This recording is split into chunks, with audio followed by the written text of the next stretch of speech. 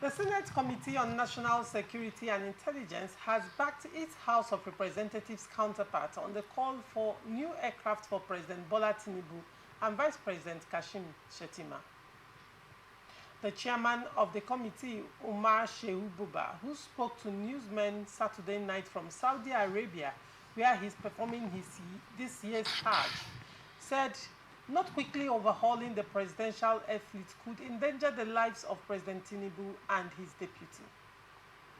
The House Committee on National Security and Intelligence had, in a report forwarded to the presidency, asked the federal government to immediately procure 2 airplanes for Tinubu and Shettima to secure the transportation of the country's top officials.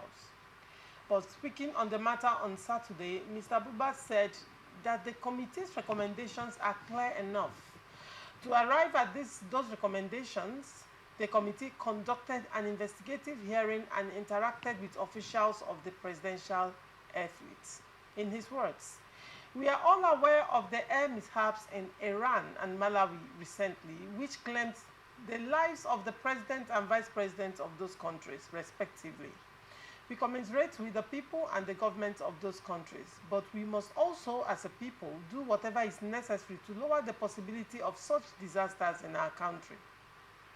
He further said, "No sacrifice is too much to pay for the safety of our leaders and citizens. We elected them, so we have a collective responsibility to protect them at all times." Dr. Emmanuel, what is your take on this? This is actually a technical area. First, where life is involved, there is no cost. There is too much for it. However, our economy is bleeding. And it's seriously bleeding. We must be careful. There are usually buy, scrap, or maintain decisions that are usually taken. If the technical thinking, particularly around the life of the existing aircrafts, are that bad, there is nothing anybody can do. We have a president, we've elected him, we have a vice president, we've elected him. We need to protect their lives. I agree. However, the decision should not just be that from sentiment. There should be a verifiable reason for it, that the aircrafts we currently have are that exposed and cannot be maintained.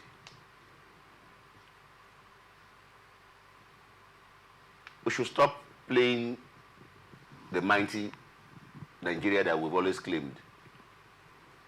It's a stark reality to us today that we are a poor nation. No need pretending. For a decision of this nature, all the expertise should be brought to bear. It shouldn't be what they should just rush to saying they want a new aircraft. When it comes to life, I'm in for it. We won't want our leaders to die in serving us. All right. Barrister Sims, your take. My take is it's as simple as Doug put it also. The president and the vice president should be protected when they are traveling or coming into Nigeria or inside Nigeria, as the case may be. But I want to ask, because it's more or less a technical issue. I'm not in the committee that made these recommendations, but I know that they must have seen 1 or 2 things that made them, agree that a new aircraft is needed for the president and vice president, respectively. But my own take is this: let them. I heard they have about nine in the fleet of the presidency and the other people. Let them sell some of those ones, so out of the 9, sell some. They use the proceeds to buy a new one, so that the president and the vice can be protected wherever they are traveling to. But my only worry is that when it comes to satisfying the elites in Nigeria, is done pronto. It's done immediately. It does not even take up to 2 seconds you see decisions are made, concerns raised, and before you know, decisions are made. And whatever the issue that pertains to these elite bourgeois, in politics have, is resolved within a minute.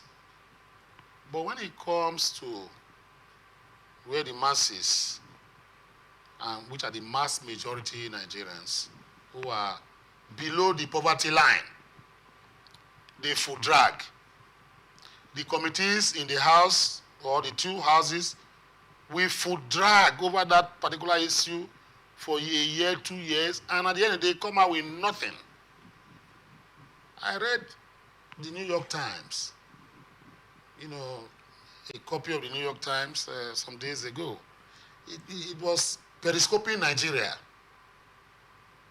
and saying that Nigeria and Nigerians are very intelligent and industrious people. They are one of the smartest, stock in the whole world.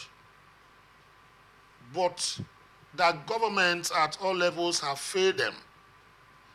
That Nigeria is the only democracy among the top and big nations of the world where the citizens run a mini government of their own, that they ingeniously provide electricity, water, health, etc.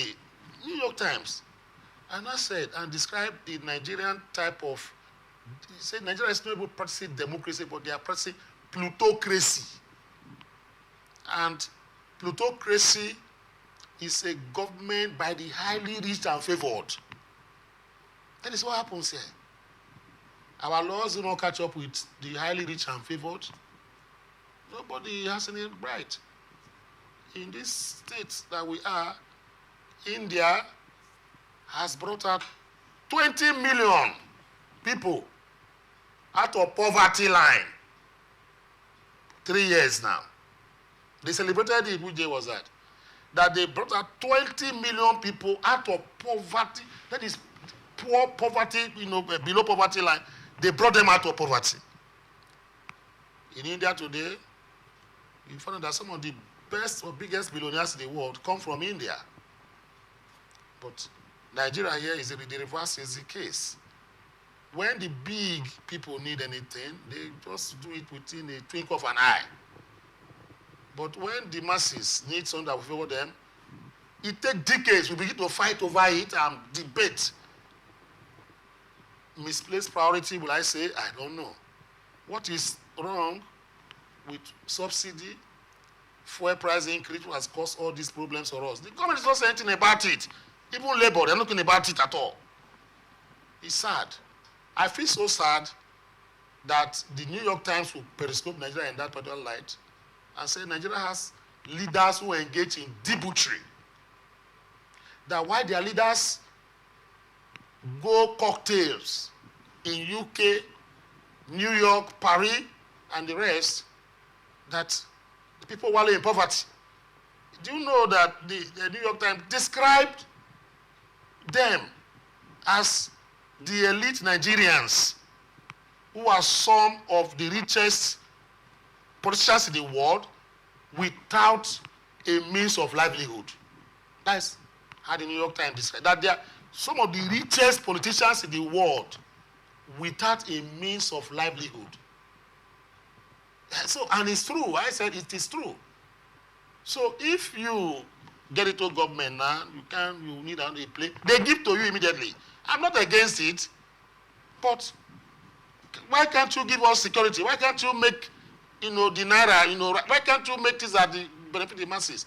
So plutocracy is what we run, not democracy. That is why the big men are the ones enjoying. The governor can wake up this morning and say, tomorrow is public holiday, or I reverse tomorrow not to be public holiday, and we obey. So I don't have much to say on this, but I just feel. Still talking about the economic downturn and buying 2 aircrafts for the president and vice president. Now, it seems you were of the opinion that there are 9 aircrafts in the presidential fleet. Yes. They can actually sell and buy new ones. Yes. Now the question is, why buy 2? And, you know, in this country, we feel that we have so much money, but whereas the people are so poor.